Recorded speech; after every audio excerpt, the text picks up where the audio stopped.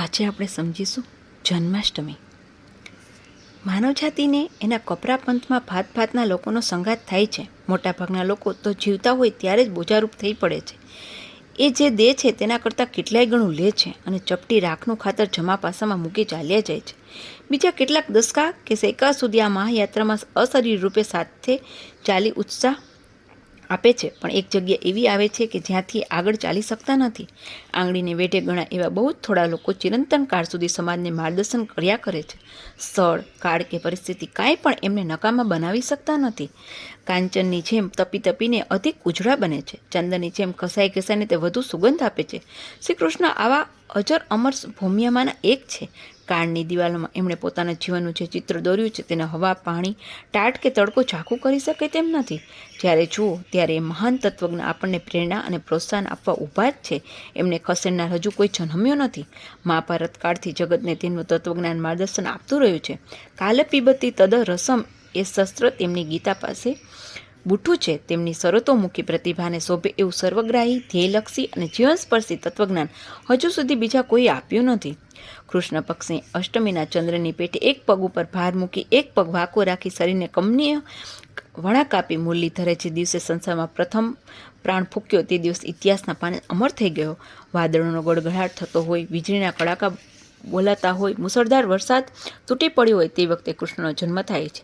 જ્યારે જીવનમાં અંધારું લાગતું હોય, નિરાશાનું ગમગીન વાતાવરણ ફેલાઈ ગયું હોય, આપત્તિનો વરસાદ તૂટી પડ્યો હોય, દુઃખ દેનીના કાળા વાદળ ધમકી દેતા ગડગડાટ કરતા હોય ત્યારે ભગવાન શ્રી કૃષ્ણ જન્મ લે છે. વ્યાપતા અંધકારમાં છે પ્રકાશનું કિરણ ફૂટે, ચળહળતો રવિ એની આભા પ્રસરાવે ત્યારે કયું હયું આનંદથી પુલકિત ન થાય. સામ્રાજ્યવાદની ભીષમાં પીસાતા સમાજને તેનો તારણહાર મળે. સત્તા અને સંપત્તિના શોષણમાંથી છોડાવનાર મુક્તિદાતા મળે. ગરીબો અને ઉપેક્ષિતોને સહાનુભૂતિ આપનાર હુંફાળું હૈયું મળે. પડ્યાને ઊભા થવા માટે કોઈનો સહારો મળે અને અધ્યાત્મના ગળકા ખાનારને કોઈ ઉદ્ધારક મળે. ત્યારે આનંદ વિભોર થઈ કોણ નાચતું નહીં હોય. અને એ મુક્તિદાતા, ગીતાના ઉદ્દાતા, લોકોના તારણહાર અને ઉદ્ધારક કૃષ્ણનો જન્મ થયો ત્યારે સર્વ દુઃખ સંતાપ ભૂલી જઈ આનંદ ઉલ્લાસમાં લોકો નાચવા લાગ્યા અને તે દિવસે જન્માષ્ટમી નામે જાણીતો થયો. ભારતમાં અનંત અવતારો થયા છે. નરરત્નોની પરંપરા ભારતમાં છે. એક એક ગુણ માટે, એક એક તત્વ માટે, એક એક ધ્યેય માટે જીવનોના જીવન આ દેશમાં લોકોએ આપી દીધા છે. અને એ ભારત દેશના રત્નોમાં શોભતો કૃષ્ણ એ કૌત્સુભણી મણી છે. યશસ્વી, મુત્સદ્દી, વિજય યોદ્ધા, ધર્મ સામ્રાજ્યના ઉત્પાદક, માનવ વિકાસની પરંપરાનું નૈતિક મૂલ્ય સમજાવનાર, ઉદ્ગાતા, ધર્મના મહાન પ્રવચનકાર, ભક્તવત્સલ તેમજ જ્ઞાનીઓની અને જિજ્ઞાસાઓની જિજ્ઞાસા પૂરી કરનાર જગતગુરુ કૃષ્ણને અનંત પ્રણામ. બધી જ દ્રષ્ટિએ કૃષ્ણ પૂર્ણાવતાર છે. તેના જીવનમાં કોઈ ઠેકાણે ચાંચ મારવાની જગ્યા નથી. એક પણ સ્થાન એવું નથી જ્યાં ખાલી જ જણાય. આધ્યાત્મિક, સામાજિક, નૈતિક કે બીજી કોઈ પણ દ્રષ્ટિથી જોશો તો કૃષ્ણ જેવો સમાજ ઉદ્ધારક બીજો ક્યાંય પાક્યો નથી. કૃષ્ણના તોલે ઉતરે એવો રાજનીતિજ્ઞ જગતમાં કોઈ ઠેકાણે જોવા મળતો નથી. અધ્યાત્મ તો ભગવાન શ્રી કૃષ્ણનું જ. કૃષ્ણ એટલે નર રત્નોનો કૌસ્તુભમણી. કૃષ્ણે નિરપેક્ષ રહી રાત દિવસ સંસ્કૃતિ માટે કાર્ય કર્યું. કૃષ્ણને બાદ કરતા રાત દિવસ રાજનીતિમાં રમવાવાળા નિરપેક્ષ રહી શકતા નથી. ફક્ત કૃષ્ણ જ એક અપવાદ છે અને તેથી તેઓ ધર્મ અને તત્વજ્ઞાનથી રાજસત્તાનું નિયંત્રણ કરી શક્યા. જે કાળે ધર્મ સિદ્ધાંતો જીવનમાં નહીં પણ માત્ર પુસ્તકોમાં જ રહેતા તે કાળે કૃષ્ણ જન્મ્યા હતા. સત્તા કે સંપત્તિ વગર પણ સેંકડો લોકોનું સંગઠન કરી શકાય છે એમને ગોકુળમાં કરી દેખાડ્યું. કર્ષતિ આકર્ષે ઇતિ કૃષ્ણ. જે ખેંચે છે, આકર્ષે છે તે કૃષ્ણ. કૃષ્ણ ગોવાળીઓને ભેગા કરી તેમનો પ્રેમ જીતી લીધો. કૃષ્ણ કહેવાથી ગોકુળના લોકોએ ઇન્દ્ર પૂજાની વર્ષો જૂની પરંપરા તોડી નાખી અને ગોવર્ધન પૂજા અપનાવી. આ ઘટનાથી કંસ, જરાસંઘ ઇત્યાદિ લોકોની માન્યતાને મોટો ધક્કો લાગ્યો. શ્રી કૃષ્ણે સામાન્ય માણસને સમજાવ્યું કે ગજોમાં ભલે દોઢ્યું ન હોય પણ તેજસ્વીતાથી અને નિષ્ઠાથી એકત્ર થઈને શ્વાસ મૂકશો તો જગત બદલાઈ જશે. ભગવત કાર્યમાં સાઠિયા ન રાખતા, લૂંચાઈ ન રાખતા કાર્ય કરતા રહો. પ્રભુ તમારી પાછળ ઊભો જ છે. ભગવાન શ્રી કૃષ્ણ પોતાનું જીવન એટલું તો સુંદર અને સુગંધિત કર્યું હતું કે જે કોઈ તેમના તરફ જોતું તેને તે પોતાના લાગતા. વૃદ્ધને પોતાના પુત્ર જેવા લાગતા તો યુવાનોને પોતાના મિત્ર લાગતા. રાજાઓને તે રાજા જેવા લાગતા તો ભક્તોને સ્વયં ભગવાન લાગતા. સૌને તેના ઉપર પ્રેમ કરવાનો ઉમળકો થઈ આવતો. આજે પણ કૃષ્ણ આપણને એટલા જ આકર્ષક લાગે છે. રોજને રોજ તે જ સૂર્ય ઉગે છે પણ કેટલો આનંદ થાય છે. પક્ષીઓ તેટલા જ આનંદથી કિલકિલાટ કરે છે. જન્માષ્ટમી તે જ પ્રત્યેક વર્ષે આવે છે પણ લોકોને કેટલો આનંદ આપે છે. કૃષ્ણ જીવન જ એવું છે. જન્માષ્ટમી એટલે પ્રભુ પ્રેમીઓને આનંદની પરાકાષ્ઠા. કૃષ્ણે બધાના હૃદયો જીતી લીધા હતા. સામાન્ય લોકોમાં તેમણે આત્મ પ્રત્યય ઊભો કર્યો. ગોવાળીઓમાં ભળી જઈ જેહાદ લગાવી. તેણે અઘાસુર અને બકાસુરને માર્યા. કાલી નાગને નાથ્યો. અઘ એટલે કે પાપ અને બક એટલે દંભ. ગોકુળની અંદર પાપી વિચારો અને દંભી વૃત્તિના લોકોને તેમણે નાશ કર્યો. કાલીએ તે નાગ છાતીનો રાજા હતો. પોતાના ઝેરી અને વિકારી વિચારોના પ્રચારથી તે યમુનાની આસપાસના પ્રદેશને રંજાડી રહ્યો હતો. એ કાલીય નાગનો પણ શ્રીકૃષ્ણે નાશ કર્યો. ઇન્દ્રનું પૂજન એટલે વૈભવનું પૂજન. લોકો પૈસાવાળાનું પૂજન કરતા હતા. તે બંધ કરી ભગવાને ગૌ એટલે કે ઉપનિષદ, સર્વ ઉપનિષદો ગાવોનું વર્ધન કરનારા, તેનો વિચાર અને પ્રચાર કરવાનું પૂજન શરૂ કરાવ્યું. આથી ધનિકો ગુસ્સે થયા, પરંતુ ગોવર્ધન સમૂહ પાસે તેમનું કંઈ ચાલ્યું નહીં. ભગવાન શ્રી કૃષ્ણ નાના હતા ત્યારે ઘેર ઘેરથી માખણની ચોરી કરતા હતા અને તે માખણ તેઓ સૌ ગોપ બાળકોની સાથે ખાતા. આથી સૌ ગોવાળીઓને હષ્ટપુષ્ટ થતા. માખણ એટલે નવનીત, અર્ક, સાર. પ્રત્યેક ઘરમાં તે સારરૂપ હોય છે. જે કંઈ આપણામાં જેવા સદગુણો હોય તે કૃષ્ણ ગોપ બાળો પાસે પ્રદર્શિત કરતા. આવા ઘરના અને વ્યક્તિના સદગુણનું માખણ તેઓ સૌ ગોપ બાળોને ખવડાવતા. આનાથી તેઓનું જીવન પુષ્ટ થતું. બીજાના સદગુણો દેખાતા તેના તરફ જોવાની દ્રષ્ટિ બદલાઈ જતી. તેથી અંદર ક્લેશ કલે ઘણું ખરું થતા જ નહીં. સૌ પ્રેમથી અને શાંતિથી રહેતા. ગોકુળને તેમણે સ્વાવલંબી, આરોગ્ય સંપન્ન, ઉદ્યમશીલ અને પ્રેમાળ બનાવ્યું. શણગાર તરીકે માતા પર મોજ પીચ અને ગળામાં ચણોઠીને માળા ધારણ કરી. ભરવાડોની વેણુને પોતાના શોખની વસ્તુ બનાવી. દેશના પશુધન પર તેમણે પ્રેમ કર્યો. ગેંડી દડા જેવી રમત અને મસ્ક કુસ્તી જેવા કસરતના દાવો અને પ્રયોગોને પ્રચલિત કર્યા. આશ્ચર્ય વૃત્તિથી ગભરાતા રહેલા લોકોને દિવ્ય અને દૈવી દ્રષ્ટિ આપી. તેમનામાં તેજસ્વીતા અને અસ્મિતા નિર્માણ કરી. તેમને નિર્ભય બનાવ્યા. ગોપીઓમાં ભળી જઈ તેમણે સ્ત્રી શક્તિને જાગૃત કરી. સ્ત્રી જો બદલે તો આખો સમાજ બદલે. તે વાત તેમણે ગોકુળમાં પ્રયોગ સિદ્ધ કરી બતાવી. ગોપીઓ જોડીને તેમની લીલામાં વિકાર જોનાની દ્રષ્ટિ જ વિકૃત છે અને ભેજું સડી ગયેલું છે. સાંસ્કૃતિક નિષ્ઠા માટે પ્રયત્ન કરનાર સ્ત્રી પુરુષ સામાન્ય અસામાન્ય સર્વેજનોના પર કૃષ્ણે પ્રેમનો વરસાવ કર્યો છે. રામ અને કૃષ્ણ બંને જુદી જુદી પરંપરાના છે. કુટુંબના એકમને પકડીને રામે સમાજ વિકાસનો રસ્તો બતાવ્યો છે, જ્યારે કૃષ્ણ સમાજના એકમને પકડીને સમાજનું નિયમન કરે છે. દાંભિક, ખોટા, લુચ્ચા, સ્વાર્થી અને લોકલંબટ લોકો સ્વજન હોઈ જ શકતા નથી. પછી ભલે મામા, માસી કે ફોઈ હોય. જ્યાં સુધી આપણા સાંસ્કૃતિક વિકસન કાર્યની વચ્ચે ન આવે ત્યાં સુધી તેમને એક ખૂણામાં જ બેસવા દો, પણ વચ્ચે આવે તો ચોટલી પકડીને ઉડાવો, એ જ એમની નીતિ હતી. ભગવાન શ્રી કૃષ્ણ એટલે દેવી સંસ્કૃતિના નિષ્પ્રોયી, નિરંકારી અને નમ્ર ઉપાસક. સંસ્કૃતિ માટે તેમનું આંતરડું તૂટતું હતું. તેથી તો દુર્યોધન, કંસ, કાલવયન, નરકાસુર, શિશુપાલ અને જરાસંઘ જેવા જળવાદી આસુરી સંસ્કૃતિના પ્રચારકો તાંડવ નૃત્ય કરી રહ્યા હતા, ત્યારે ધર્મ અને નીતિનું સુદર્શન ચક્ર હાથ ધરી તેઓ તે સડરૂપીનો નાશ કરે છે. સંસ્કૃતિ પ્રેમી પાંડવોના તેઓ સદાને માટે માર્ગદર્શન રહ્યા છે. અર્જુનના રથની જેમ તેના જીવન રથને પણ પ્રભુ જ સંભાળતા હતા. કટોકટીના પ્રસંગમાં અને કપરા કાળમાં તેઓ પાંડવને ઉગારી લે છે. વૈયક્તિક પ્રતિજ્ઞા અને નિષ્ઠાથી કાર્યને હાનિ થાય તો કાર્ય રક્ષણ આગળ વૈયક્તિક નિષ્ઠા પ્રતિજ્ઞાને બિલકુલ મહત્વ ન આપો, એવો એક સુંદર સિદ્ધાંત તેઓ પાંડવોને સમજાવે છે. આ સિદ્ધાંત મુજબ આચરણ કરવાથી પાંડવોનો જય થાય છે. આ જ વાતને લક્ષમાં રાખીને યુધિષ્ઠિરને નરોવા કુંજરોવા બોલવું પડે છે. ભીમ દુર્યોધન સાથેના યુદ્ધમાં નિયમ વિરુદ્ધ જાંઘ ઉપર ગદા મારે છે. અર્જુન કર્ણ રથ જમીનમાં કૂચી જાય છે ત્યારે નિશસ્ત્ર એવા તેને બાણ મારે છે. આની વિરુદ્ધમાં દ્રોણ, ભીષ્મ અને કર્ણ પોતાની વૈયક્તિક ભૂમિકા સાચવા ગયા. પરિણામે કૌરવોનો પરાજય થયો. ભીષ્મ કહે છે કે હું શિખંડીની સામે લડીશ નહીં. દ્રોણ કહે છે અશ્વત્થાના મરણ પછી મારે લડીને શું કામ છે. તે કર્ણ કહે છે જ્યાં સુધી દ્રોણ મેદાન પર લડતા હશે ત્યાં સુધી યુદ્ધ કરવા આવીશ નહીં. આમ આ રીતે પોતપોતાની પ્રતિજ્ઞા સાચવા ગયા. તેમાં તેઓનો પક્ષ હારી ગયો. ભગવાન શ્રી કૃષ્ણ આપણને એ જ પાઠ આપી જાય છે. વ્યક્તિનું મતો કેવા જો સાંસ્કૃતિક કાર્યમાં અવરોધરૂપ બનતા હોય તો તેને બિલકુલ કિંમત ન આપો. આપણે પણ સતત જોતા રહ્યા છીએ કે આપણા વિચારો કાર્યને બાધારૂપ તો નથી બનતા ને.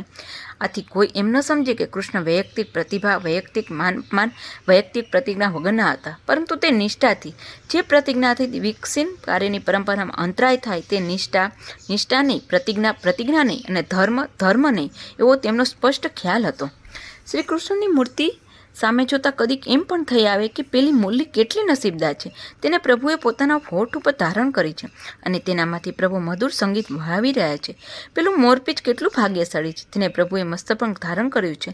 અને આ ચણોઠીની માળાના ભાગ્યની તો વાત જ શી કરવી કે જેને પ્રભુએ ગળામાં રાખી છે, છાતી સરસી ચાપી છે. પેલી પાસે ઊભેલી ગાય કેટલી નસીબવંત છે. પ્રભુ તેના ઉપરથી પ્રેમથી હાથ ફેરવે છે. પણ તેઓ સૌ મૂંગા મૂંગા આપણને કંઈક કહી રહ્યા છે. પેલી મોરલી કહે છે, હું તો પોલી બની છું, પોકોળ બની છું. ત્યાં જ મને ભગવાને પોતાની બનાવી છે. તું પણ તારા જીવનમાં પોકોળ બન, નિરંકારી બન. વાસના વિકારોથી જો તું ઠસોઠસ ભરેલો હશે તો તારામાંથી સંગીત સી રીતે નીકળશે? વળી પ્રભુ મને વગાડે તેટલા માટે હું વિંધાઈ પણ ગઈ છું. તું પણ મને પ્રભુનું સંગીત તારામાંથી વહે તે માટે વિંધાઈ જવા અર્થાત તપશ્ચર્યા કે સાધના કરવા તત્પર બન. એટલું જ નહીં, મને મારી પોતાની ઈચ્છા નથી. પ્રભુ વગાડે તેમ વાગવું એટલું જ હું જાણું છું. તું પણ રામ રાખે તેમ રહે એ વાતને તારા જીવનમાં સાકારિત કર અને પછી જો તારામાંથી પણ પ્રભુનું સંગીત વહેવા લાગશે. જે માનવો નિરહંકારી, નમ્ર, પ્રભુ કાર્ય માટે કષ્ટ સહન કરવા તૈયાર અને સમર્પિત વૃત્તિના બને છે તેવા સાધનરૂપ બની ગયેલા લોકોના જીવનમાંથી પ્રભુ મધુર સંગીતના સૂર છેડે છે. પેલું મોરપૂછ કહે છે, તારું જીવન સાવ કોરું હશે તે નહીં ચાલે. ભક્તિના રંગે તે તારું જીવન રંગાઈ જવા દે. ભક્તિના રંગે રંગાયેલે ને પ્રભુ માથા પર ધારણ કરે છે. વળી મોર એ સરસ્વતીનું વાહન છે. સદવિદ્યાના વાહકને પણ પ્રભુ મસ્તક પર ધારણ કરે છે. પેલી લાલ ચણોઠીની માળા કહે છે કે લાલ રંગ પ્રભુને પ્રિય છે કારણ કે તે ક્રાંતિનો રંગ છે. આસુરી સંસ્કૃતિનો નાશ કરી સમાજમાં દેવી ક્રાંતિ આણનારા સંઘને પ્રભુ પ્રેમથી આલિંગન આપે છે. એ ન ભૂલીશ. પ્રભુની પાસે ઊભેલી ગાય આપણને સમજાવે છે, ભાઈ મારા પર પ્રભુ વાલસોયો હાથ ફેરવે છે કારણ કે હું મારી પ્રત્યેક વસ્તુ બીજાના ઉપયોગ માટે આપી દઉં છું. મારું દૂધ પીને માનવો પુષ્ટ થાય છે. મારા મૂત્રનો તેઓ ઔષધિમાં ઉપયોગ કરે છે. મારું છાણ ખાતર તરીકે અને બળતર તરીકે તેઓને કામ લાગે છે. મારો પુત્ર બળદ હળે કીવા ગાડે જોડાઈને તેઓની સેવા કરે છે. મારા મૃત્યુ પછી પણ મારું ચામડું જોડા બનાવવામાં, મારા સીગડા બટન ઇત્યાદિ બનાવવામાં તેઓને ઉપયોગી થાય છે. જેઓ બીજાને માટે ઘસાઈ જાય છે, બીજાના વિકાર સાથે પોતાનું સર્વસ્વ આપવા તૈયાર અને તત્પર રહે છે, તેનું પ્રભુ પોતે સંભાળ રાખે છે. આ સૌની મુખ વાણી આપણને કર્તવ્યનું ભાન કરાવે છે, જીવનની દિશા સુજાડે છે. આપણે સૌએ આ વાણી ભાવનાનો કાનોથી સાંભળી જીવનમાં ચરિતાર્થ કરી પ્રભુના પ્રિય બની તેમનું સાનિધ્ય પ્રાપ્ત કરવા પ્રયત્નશીલ બનવું જોઈએ. ભગવાન ખાલી ભાવનાના ભૂખ્યા છે. ભાવનાથી મૂકેલા રૂક્ષ્મણીના તુલસી દળથી તેઓ તોલાયા છે. દુર્યોધનના 56 ભોગોનો ત્યાગ કરી તેઓ વિદુરજીની ભાવભીની ભાજી જમ્યા છે. એટલું જ નહીં, પરંતુ જેઓએ ભાવનાથી તેમનું કામ કરવાની તૈયારી રાખી છે તેઓના નાનામાં નાનું અને નીચામાં નીચું કામ ભગવાન શ્રી કૃષ્ણે કર્યું છે. રાજસુયજ્ઞમાં તેઓએ એઠવાડ ઉપાડ્યો છે અને અર્જુનને રથના સારથી થઈ તેઓએ તેના ઘોડાને નવડાવ્યા છે. આપણે પણ જો સાચી ભાવનાથી પ્રભુ કાર્ય કરવા લાગી જઈએ તો પ્રભુ આપણી મદદે આવ્યા વગર ન રહે.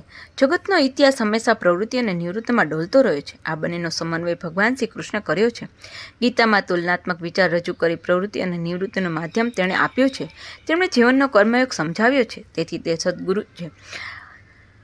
ભક્તિ અને જ્ઞાન જેણે જીવનમાં ઉતાર્યા છે એવા નિષ્કામ કર્મીઓની સમજણ શ્રી કૃષ્ણએ ગીતામાં આપી છે. ગીતાના શ્લોકો સ્વયં ભગવાન વડે ગવાયા છે. તેનું જ્ઞાન સુતેલાને બેઠા કરે છે. એના વિચારો મેરેલામાં ચૈતન્ય પૂરે છે. આજે સૌ જળબાદના જડબામાં ઝડપાઈ ગયા છે. કોઈનામાં નિર્ભયતા નથી, વિજયની તમન્ના નથી, કારણ કે નિર્ભય અને વિજયી કૃષ્ણનું તત્વજ્ઞાન તેઓ સમજ્યા નથી. તેઓના જીવન ગોકુળમાં શ્રીકૃષ્ણનો જન્મ થયો નથી. શ્રી કૃષ્ણની મુરલીના સૂર સંગીતના તેઓ કદી મસ્ત બન્યા નથી. એ સૌને આજે કૃષ્ણને મુરલી સંભાળવાની જરૂર છે. કૃષ્ણએ મુરલીનું સંગીત એટલે ગીતા. ગીતા તેઓને જીવનમાં ધ્યેય આપશે. ધ્યેયનિષ્ઠ જીવન લોકોને તેજસ્વી અને તપસ્વી બનાવશે, પરાક્રમી પુરુષાર્થી બનાવશે. તેઓને જીવનમાં કંઈક જીવવા જેવું લાગશે. કૃષ્ણ ગોકુળમાં જન્મે છે. ગોકુળ એટલે શરીર, ગો એટલે ઇન્દ્રિયો અને કુ એટલે સમુદાય. ઇન્દ્રિયોનો સમુદાય જ્યાં છે તે ગોકુળ. એ ગોકુળમાં કૃષ્ણ જન્મ કરો. લીલું હરિયાળું ઘાસ જોઈને શ્વેતતાથી જેમ ગાયો તે ખાવા દોડે તેમ સારા સુપોપક જોઈને દોડતો આવીને ઇન્દ્રિયોનો સમૂહનો સમૂહ છે. શ્વેતતાથી ઇન્દ્રિયો દોડે છે. તે જીવનમાં અસ્વસ્થતા છે, અશાંતિ છે, ગડબડ છે. આ ગોકુળમાં નૃત્ય નથી, સંગીત નથી, મુરલી વાગતી નથી. તે જે બેસુરું જીવન ચાલતું હતું તે એક સુરથી ચાલવું જોઈએ. એક ઇન્દ્રિય અહીં ખેંચે છે, બીજી ત્યાં ખેંચે છે અને એક પછી એક ખેંચાણ ચાલતું જ રહ્યું છે. અનંત પ્રવૃત્તિને ખેંચાણ આવે છે. જીવ ગભરાઈ જાય છે. માણસ નિર્ભય લઈ શકતો નથી. સમુદ્ર મંથનની જેમ માનવીનું હૃદય મંથન ચાલતું રહ્યું છે. એ મંથનમાં શું વાતો આવે છે. એકાદ વખત અપ્સરા નચાવે છે તો એકવાર એમાંથી દારૂ નીકળે છે તો એકાદ વખત લક્ષ્મી આવે છે, ઊભી રહે છે અને મોં પમાડે છે. આ ગોકુળ, આ દેહમાં સમુદ્ર મંથન સતત ચાલ્યા જ કરતું હોય છે. કોઈ વખત પ્રેમનો ચંદ્ર અહીં ઉગે છે એમ થાય છે કે આખા વિશ્વ પર પ્રેમ કરું. અડોશી પડોશી બધા ઉપર પ્રેમ કરવાનું મન થાય છે. કોઈ વખત દ્વેષનું હલાહલ નીકળે છે. કોઈ વખત સદવિચારનું પારિજાતક ખીલે છે અને કોઈ વાર એરાવત આવી આ પારિજાતને કચડી નાખે છે. અહંકારના કાલિયાએ પાણી ઝેરી કર્યું. અહમ હુંનો ફૂટકાર ચાલતો રહ્યો છે. એને કોણ ખલાસ કરશે? અઘાસુર, બકાસુર બધા ભેગા થયા છે. તેથી આ પાણી ડોળાઈ ગયું છે. કૃષ્ણ અને ઉપાસકના જીવનમાં અંધારું થઈ ગયું છે. ત્યારે થાય છે શું કરું? આમ ડાયા સાત્વિકોને જે ઈશ્વર ભક્ત છે તેમને જ આમ થાય છે એમ નહીં, પણ નિરીશ્વરના જીવન પણ આવા જ છે. એમના જીવન પણ અંધારું જ છે. આંખ સામે દેખાતું નથી, જીવનની સ્પષ્ટ કલ્પના નથી. હૃદયની યમુનામાં પૂર આવે છે, જીવનનો સ્પષ્ટ કિનારો દેખાતો નથી. નિરીશ્વરવાદી અને ભગવત ભક્ત બંનેના જીવનને દુઃખ અને દૈન્યના વાદળિયા ઘેરી લીધા છે. બધી જ કાળું કાળું ભાસે છે. ત્યારે આશ્વાસન કોણ આપશે? આશ્વાસન આપવાની હિંમત ફક્ત કૃષ્ણમાં જ છે. તે જ કૃષ્ણ અહીંયા પાછો જન્મ છે. એ કૃષ્ણ ગોકુળમાં આવ્યા, એક ગોપાલ થયા જ છે. ઇન્દ્રિયોના સ્વામી બનશે. તે ઇન્દ્રિયોનો સ્વામી બની ઇન્દ્રિયોને નાચવા કૂદવા દે છે. પણ ઇન્દ્રિયો ખાડા તરફ જતી હોય તો તે ખેંચી લે છે. ગોપાલ શું કરે? ગાયને ખાડા તરફ જતી હોય તો તે અટકાવે છે. તેમ ઇન્દ્રિયોને ખાડા તરફ જતી હોય તો તે અટકાવશે. ખાડામાં ઇન્દ્રિય પડતી હોય તો તે તરત જ ખેંચશે. તે ઇન્દ્રિયોને દોડાવશે, પણ ખાડો આવશે કે તરત જ બચાવશે. એક ભગવત ભક્ત કહે છે કે આખો દિવસ સિતારાના તાર છોડતો રહ્યો છું, પણ એમાંથી સંગીત સંભળાતું જ નથી. સિતારને તો 7 તાર જ હોય છે, પણ આ જીવન સહસ્ત્ર તાર છે. હજારો મન પ્રવૃત્તિરૂપી તાર છોડવામાં જ જીવનનું જીવન ચાલ્યું જાય છે. સહસ્ત્ર પ્રવૃત્તિના એ તારો છોડાશે નહીં તો જીવન સંગીત ક્યાંથી નિર્માણ થશે? સહસ્ત્ર પ્રવૃત્તિઓ અંતરમાં બેઠી છે. એક પ્રવૃત્તિ કહે આમ કર, બીજી કહે તેમ કર. નિશ્ચયાત્મક નિર્ણય થઈ શકતો નથી. અનંત પ્રવૃત્તિઓ ખેંચતી રહી છે. આ પ્રસંગમાં એ બિચારો જીવ શું કરે? એ સ્થિતિમાં કૃષ્ણનો જન્મ અહીં થવો જોઈએ. તેના ધ્યેયનો જન્મ થવો જોઈએ. કૃષ્ણને દિવ્ય ધ્યેય જીવનમાં આવવું જોઈએ. ત્યારે જ શ્રી કૃષ્ણ મુરલી વગાડી બધી પ્રવૃત્તિને અસત હશે તો સત પ્રવૃત્તિ હશે તો પણ રાસ લેતી કરશે. એ કહેશે હું મુરલી વગાડું છું ત્યારે તમારે બધાએ નાચવું જ પડશે, રાસ રમવો જ પડશે. તત્વજ્ઞાનનો દ્રષ્ટા, અધ્યાત્મનો મહાન ઉદ્ગાતા, ઉપનિષદના તત્વનો સમન્વયાત્મક ચિંતક અને સૃષ્ટિના વિકાસના ઉત્કૃષ્ટ ઉપયોગ માટે એ બધા વિચારોની છણાવટ કરી માનવ વંશના ગળામાં સુંદર હાર પહેરનાર તત્વજ્ઞાનનો મહાન માળી એટલે શ્રી કૃષ્ણ. કૃષ્ણ એટલે કલ્યાણ, કૃષ્ણ એટલે આનંદ, કૃષ્ણ એટલે જીવનની સુગંધ, કૃષ્ણ એટલે નૃત્ય. જેના જીવનમાં કૃષ્ણ આવ્યો હોય તે નાચતો હોય, ગાતો હોય, હસતો હોય, મસ્તીથી જીવન જીવતો હોય, સુતકી ચહેરો કરી રડતો બેઠો ન હોય, જીવનથી કંટાળી ગયેલો ન હોય. મૃત્યુના પડછાયામાં, ભીતિની ભમરીમાં અને આશાના અમર આશ્વાસનમાં કૃષ્ણનો જન્મ થયો. કૃષ્ણ અબાલવૃદ્ધ સૌને પ્રિય બન્યો. બાળકોનો ગોઠિયો, યુવાનોનો સખા અને વાર્ધક્યનો વિસામો એટલે કૃષ્ણ. રામનું બાલ્ય બાલકાંડમાં પૂરું થયું. બુદ્ધ અને ઈસુના બાલ્યને તેમનું પ્રૌઢત્વ ગળી ગયું, પરંતુ કૃષ્ણનું બાલ્ય જીવનભર જીવતું રહ્યું. તે રમ્યો અને તેથી આજે આખું જગત તેનામાં રમે છે. કૃષ્ણ મેડ પ્લે ડિવાઇન. કૃષ્ણે પ્રત્યેક ક્રિયામાં પ્રાણ પૂર્યા છે. રમતમાં જીવન ભરનાર અને જીવનને રમત બનાવનાર એટલી કૃષ્ણ. બુદ્ધ અને ઈસુને આપણે રમતા કલ્પી જ શકતા નથી. કૃષ્ણે બાલ્યમાંની બાલિશતા દૂર કરી તેની નિર્દોષતાને જીવનમાં સાકારિત કરી. યૌવનના ઉન્માદને એણે લક્ષ્મણ રેખા આપી. તેનો શૃંગાર વ્યભિચારમાં પરિણમ્યો નથી. ભોગ અને સ્વાર્થ સિદ્ધ ન થવા છતાં સ્ત્રીઓએ તેને દિલમાં સ્થાન આપ્યું છે. એક આશ્ચર્ય છે, યૌવનનો ઉન્માદ છે તે તારુણ્યમાં સમાયો છે. તે શ્રી કૃષ્ણના સમગ્ર જીવનમાં દેખાય છે. એણે લોકોને અખૂટ પ્રેમ આપ્યો છે અને લોકોનો તેટલો જ પ્રેમ મેળવ્યો છે. એના પ્રાણ લેવા ઈચ્છનાર વેરવીને પણ એણે છોયા છે અને તેના માટે પ્રાણ ન્યોછાવર કરનાર ભક્તો પણ એ જ જીવનકાળમાં નિહાળ્યા છે. વાર્ધક્યની નિરાશાને આખી કરે એને આશાનો પવન ફૂંક્યો છે. આત્મવિસ્મૃતિ વગર આત્મમિલનનો આનંદ નહીં એ સમજાવવા રાસ દરમિયાન કૃષ્ણ ખોવાઈ ગયો અને ગોપીઓ ભાન ભૂલી ગઈ. વાસના સામાન્ય, કટકામાં સંગીત નિર્માણ કરનાર કૃષ્ણ વાંસળીમાં નહીં વગાડનારમાં માધુરી છે એ વાતની આપણને પ્રતીતિ કરાવે છે. સર્જન અને વિસર્જનનો અજબ સમન્વય તેમનામાં દેખાય છે. પણ પોતાની સગી માને વિયોગના દુઃખથી રડાવનાર કૃષ્ણમાં હજારો સ્ત્રીઓનો માતૃપ્રેમ સ્થિર થયો. ગોકુળના બનીને રહ્યા, પણ ગોકુળ છોડ્યા પછી પાછું વળીને ત્યાં જોયું પણ નથી. જેના પ્રેમમાં આસક્તિ નહીં અને જેના ક્રોધમાં ડંખ નહીં, એવા મહાન કર્મયોગના આદર્શ એટલે કૃષ્ણ. સારામાં સારો સૈનિક તે છે જે લડે છે પણ લડાયક વૃત્તિ રાખતો નથી. સારામાં સારો લડવૈયો તે છે કે વીર છે પણ જનુની નથી. સારામાં સારો સરદાર તે છે જે લડ્યા વગર લડાઈ જીતે છે. સારામાં સારો માલિક તે છે જે પોતાના સેવકનો સેવક માને છે, એટલે કે તેને માણસોની શક્તિનો યોગ્ય રીતે ઉપયોગ કરતા આવડે છે. યોજ કસરત દુર્લભ. આ બધી વાતો કૃષ્ણના જીવનમાં સ્પષ્ટ રૂપે જોવા મળે છે. નિર્ભયતા, પ્રેમ, વિનોદ અને તત્વજ્ઞાન અહીં એક જ જીવનમાં દેખાય છે. જેને ગૌરવનું ભાન છે છતાં જે નમ્ર છે, જેને દુર્ગુણોનો પડછાયો ગમતો નથી છતાં જે કેવળ સદગુણનો જ મહિમા ગાતો નથી, થોડું શું છે એ સમજે છે છતાં કાળા વિશે જ ઉદાસીન નથી, એ માનવ જ દુનિયાનું નીતિ ધોરણ ઘડી શકે એવું ધોરણ કે જે તમામને થોડા ઊંચા લે. આવા દૃષ્ટિએ જોતાં કૃષ્ણએ સાચા અર્થમાં જગતગુરુ બનવા યોગ્ય છે.